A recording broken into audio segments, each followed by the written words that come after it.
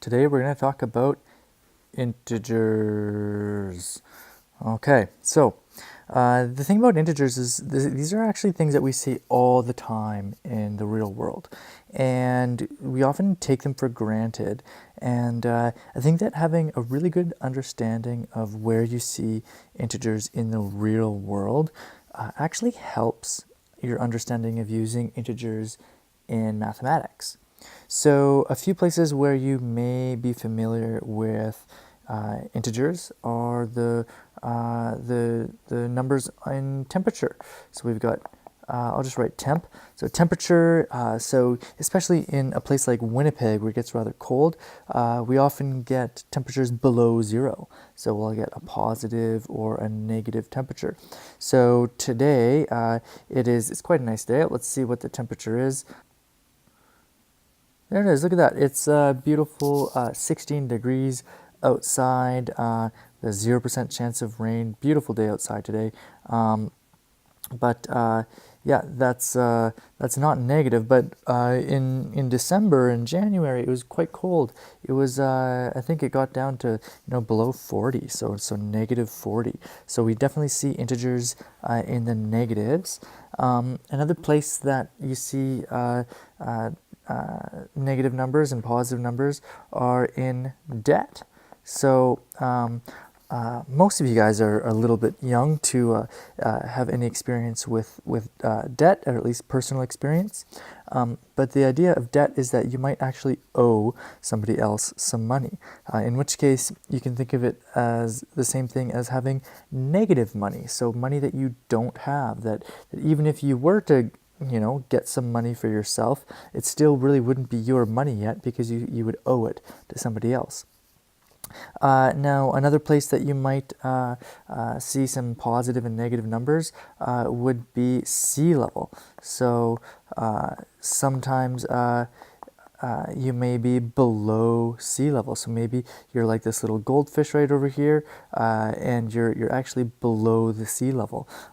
Or maybe you're like a little bird over here, and maybe you're above sea level. Or maybe you are on a little boat right over here, and you are neither above or below sea level. You're exactly at sea level. So those are some places where we actually see integers, and there's countless other places, but those are the first few that came to mind. But the main idea behind integers is that we have negative numbers, we have positive numbers, and we have the one single number that's right in the middle, which is 0. And all of these numbers lie on number line. Now, everything that we learn about integers will apply to other numbers as well, like fractions and stuff like that. But the important thing to understand about integers is that we're only dealing with whole numbers. So we've got these numbers right over here. So these are all examples of integers. So the number 0 is an integer.